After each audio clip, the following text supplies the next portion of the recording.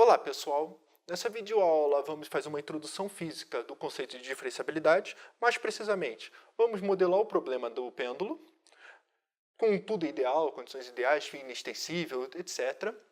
Vamos chegar numa equação, aplicando a segunda lei de Newton.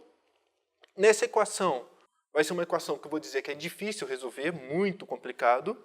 E o que a gente vai fazer é o que a gente chama de aproximação linear para, pelo menos, simplificar um pouco a equação para saber o que está acontecendo. E essa aproximação linear é o que a gente chama de diferenciabilidade.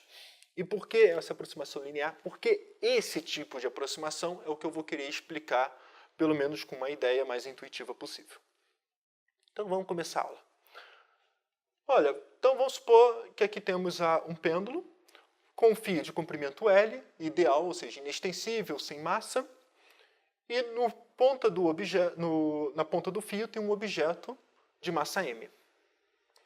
Então, nós sabemos que sobre esse objeto tem duas forças trabalhando nele, ou seja, a tensão da corda e o peso. Não temos resistência do ar, estamos em condições ideais aqui possíveis. E o que a gente vai querer fazer? Bom, se somar esse vetor com esse vetor, pela regra do paralelogramo, o que a gente vai ter de força resultante.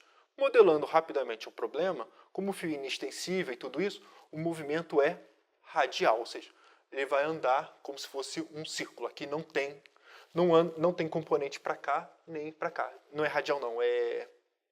Qual o nome? Circular.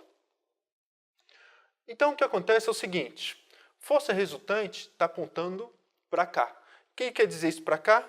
Quer dizer que é 90 graus em relação à tensão da corda. Então o que nós temos que fazer? Para calcular a força resultante, nós temos que decompor o peso aqui em duas forças, ou seja, a componente da tração e essa componente de força resultante aqui, que a gente vai saber quem é. Então, quando a gente soma esse com esse, pela regra do paralelogramo tem que dar o peso. Mas, o que a gente vai precisar fazer? Olha, se esse aqui é o meu ângulo θ, aqui só pode ser ângulo θ.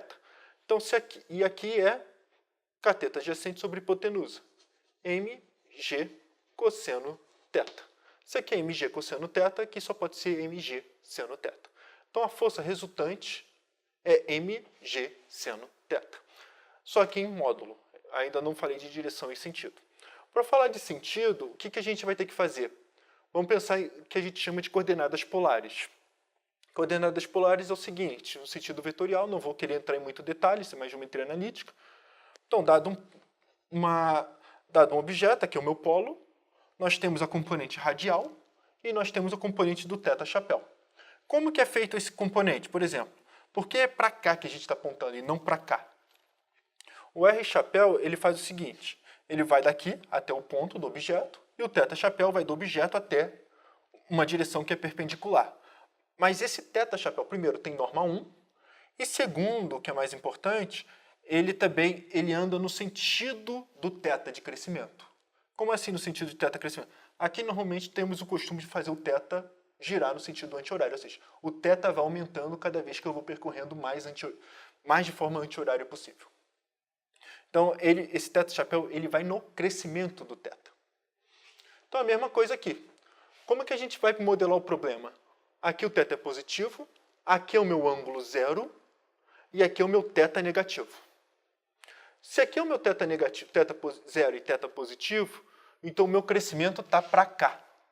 Está indo para essa direção. Então o meu θ chapéu ele vai ter a mesma direção que a força resultante, mas sentido opostos. Como que a norma do θ chapéu, como eu disse, é 1, juntando tudo, ó. Isso aqui, olha, tem norma mg seno θ, que é igual da força resultante, direção, e agora a gente muda o sentido. Então, primeira coisa, mg seno θ, θ chapéu. Então, por que eu estou falando disso? Porque a segunda lei de Newton ele é vetorial. Então, o que a gente vai trabalhar? Então, a gente sabe que a força resultante é mg seno θ, θ chapéu, é igual a m vezes A. Então, a gente precisa agora entender o que é esse A. Esse A nada mais é que, em algum sentido, é a aceleração da minha partícula, que vai mexer aqui. Mas a gente quer passar essa aceleração no sentido do θ. Como que a gente faz isso? Primeiro, então, como que a gente anda de comprimento? Agora vamos lembrar de novo da ideia de radianos. Se aqui tem módulo 1, se aqui é o meu ângulo θ, esse comprimento, deixa eu apagar isso aqui, esse comprimento aqui é o que a gente chama de θ. Agora, se aqui tem módulo L, o comprimento aqui vai ser L vezes θ. Então, o que está fazendo? Pensa agora meu pêndulo aqui, meu objeto. Então, meu objeto ele anda L vezes θ na direção do θ chapéu. Sempre na direção do θ chapéu com aceleração. A modelagem aqui nada mais é que a segunda derivada disso aqui multiplicado por L. Ah, professor, você não tem que se importar com o sentido? Não, o sentido já está feito aqui na força. O que a gente precisa fazer é a derivada de θ, 2 vezes, no fundo. Então, o que quer dizer isso? Eu estou querendo dizer que isso aqui é m vezes, olha, pego o comprimento L, vezes aceleração em relação a θ. D ao quadrado θ, dt ao quadrado. Tá? Ou seja, como que esse ângulo aqui está se movendo? Qual a aceleração desse ângulo? Nada mais é que L vezes θ. E tudo isso multiplicado por θ chapéu. Ah, professor, mas agora eu não entendi. Aqui você se preocupou com o sinal, aqui não. Não tem problema, olha só. Se o θ ponto ponto for negativo, que é o que vai acontecer, porque está desacelerando, né, vamos dizer assim, está acelerando para o sentido oposto da situação, já fica negativo aqui na equação. A física está aqui. Eu tive que modelar aqui por causa da força resultante. Mas aqui já sai direto. A aceleração já está me dando com sinal. Então, cortando isso com isso e passando... Olha, o θ chapéu não é importante, porque está na mesma direção. Se isso aqui é igual a isso, porque isso, mg sendo θ, é igual a ml d ao quadrado dt ao quadrado. d ao quadrado θ, dt ao quadrado. Então, o que nós temos, no fundo, é essa equação aqui. Fazendo todas as continhas, cortando m com m, d ao quadrado θ, dt ao quadrado, mais gl sendo θ é igual a zero. Problemas, ou se preferir antes de tudo, notação de Newton. Ao invés de trabalhar com isso, posso trabalhar com θ linha linha ou θ ponto ponto. Lembrando que o θ agora é em função do tempo. Se eu entender o θ, eu entendo tudo. Se eu conseguir o θ de t, acabou. O problema principal disso é o seguinte, essa equação aqui é complicadíssima a resolver. Entra em integrais elípticas, para ter uma ideia do nome. Então, e a questão é que muitas vezes na física, pelo menos quem está na introdução da física, não vai trabalhar precisamente com essa equação, vai dar uma simplificada nela para a gente começar, pelo menos, entender um pouco o movimento do pêndulo. Então, algumas vezes, vocês vão ver em livros de física que se θ é pequeno, ou suficientemente pequeno, sem entrar em tanta precisão quão pequeno é, então, seno de θ é aproximadamente θ. E é aqui que a gente faz o que a gente chama de aproximação linear. Então, vou fazer uma pergunta simples. Primeiro, por que θ? Por que a gente aproxima o seno de θ por θ? E não seno de θ por 2θ? Porque se estamos aproximando θ, vamos supor, θ pequeno, olha, se for 0,00001, é aproximadamente igual a 0,000001. Não tem problema, isso aqui é verdade. Bom, se θ é pequeno, então qualquer coisa pequena se aproxima a θ, inclusive zero. Mas por que a gente escolheu θ? E não 2θ? Não θ sobre 2, não zero mesmo. Ou θ ao quadrado? Por que θ? Por que essa aproximação linear? E uma das perguntas, claro, está totalmente relacionada ao fato do limite quando θ tende a zero, do seno de θ sobre θ ser igual a 1. Quem quiser só fazer pelo L'Hopital. É muito bem relacionada a isso, a derivada em relação com isso, mas ainda entra aquela pergunta, eu acho natural, pelo menos na época que eu estava querendo, por que θ? Não faz diferença. O ângulo é pequeno. E primeiro, eu acho que dá para explicar rapidamente, se o θ é pequeno, por que não aproxima com zero logo? Se fosse aproximar com zero, olha, seno de θ é aproximadamente θ. Então, θ ponto ponto mais gl θ vai ser igual a zero, vai ser minha equação aproximada. Se eu escolhesse zero aqui, seria θ ponto ponto igual a zero e seria movimento retilíneo uniformemente variado. Então só ia andar o tempo todo para lá, ou movimento retilíneo uniforme. Ou seja, um ângulo só ia andar uniformemente. Seria o círculo, movimento angular, no fundo. Então a gente sabe que o θ não pode ser aproximado por zero. E a pergunta, então, por que θ e não 2θ, não θ sobre 2? Tá, tem a ver com isso, mas por que a gente faz essa aproximação? Não deveria fazer tanta diferença se o θ é pequeno. E o que eu quero dizer que faz? Que é, primeiro, eu estou aproximando, repara, o seno de θ. Eu sei que o θ, como eu disse, está em função de t. E quando eu estou fazendo essa equação aqui, mais g sobre L seno θ igual a zero, na verdade aqui eu estou modelando o problema para infinitos t's ao mesmo tempo. Não é só um t. Ou seja, para cada θ escolhido, eu tenho que a força resultante é mg seno θ chapéu.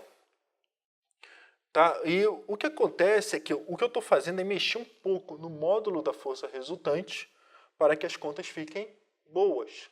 Só que é como se fosse, imagina eu fazer isso infinitas vezes.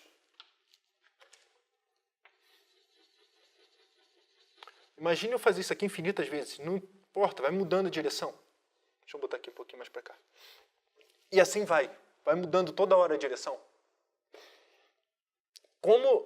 Se eu ficar errando por pouco, se eu escolher mal a aproximação, eu vou errar por pouco, só que eu estou modelando para infinitos θs. Por quase todos os θs. A mesma equação está para infinitos ângulos aqui dentro. Então, se eu errar bem mal aqui, eu vou errar infinitas vezes mal aqui. Então, primeiro, eu tenho que saber escolher muito bem, quando eu fizer a aproximação de seno θ para alguém, eu tenho que escolher muito bem quem é essa aproximação. Porque senão, claro, erros pequenos são, mas quando você erra infinitamente, se torna grande. Sabe, a soma dos erros pequenos dá um erro grande? É isso que está acontecendo. Se você não tiver controle do tipo de erro que tem, nós temos um problema. Então, a aproximação é importante, porque o θ novamente. Aí entra um conceito que a gente vai chamar de diferenciabilidade. Não vai ser θ ao quadrado sobre 2, não é nada disso. Está totalmente relacionado a esse limite. Mas para eu trabalhar com esse limite, a gente vai ter que trabalhar de um outro jeito. Como que é o jeito? O seno de θ, ele é igual a θ mais o que a gente chama de erro. E esse erro, eu tenho que botar alguma condição nele para que eu saiba que essa aproximação está boa. Ou seja, esse erro eu tenho que ter algum controle dele. E aqui que entra o conceito de diferenciabilidade. Ele me conta quem é esse erro. O que é interessante é que diferenciabilidade é a mesma coisa que derivabilidade. Então, nada mais é que, ou seja, é um ponto de vista mais computacional da ideia de derivada. Como a gente fazer aproximações. E o que eu estou querendo dizer disso aqui tudo é que o seno de θ vai ter que ser aproximadamente θ. Não pode ser 2θ, 3θ, porque a modelagem do problema muda totalmente. A equação muda muito. E, claro, agora, professor, isso aqui é fácil resolver? É. Para cálculo 1? Não. Mas essa equação aqui é simples de resolver. Tá? É possível provar, eu não vou entrar aqui nas equações agora, mas a gente já fez uma aula disso, multiplicando por θ ponto nos dois lados e fazer com a ideia de um pouco com achando o arcseno, arcosseno, essas coisas todas, mas não vou entrar em detalhe disso. Mas tem um jeito ainda mais simples de resolver com EDOs de segunda ordem, mas EDO, isso aqui é uma EDO, equação diferencial ordinária. Tá? A equação que depende de derivadas. Mas, enfim, o que eu estou querendo dizer é essa aproximação aqui está bem feita. É matematicamente precisa do que tipo que está sendo feito. Inclusive com o erro que está sendo feito. Então, o que eu quero dizer é que essa aproximação aqui não é milagrosa, não é mágica. É o conceito de diferenciabilidade que está sendo usada na matemática. Então, repara novamente. Daqui até aqui é matemática. Onde foi usada a física? Para modelar essa equação aqui. Só. Aqui já virou totalmente matemática. Claro, os resultados, a interpretação física, etc., aí é o conceito da física. Mas essa equação aqui a gente pode encarar como matemática, totalmente matemática. E é isso que eu queria passar para vocês.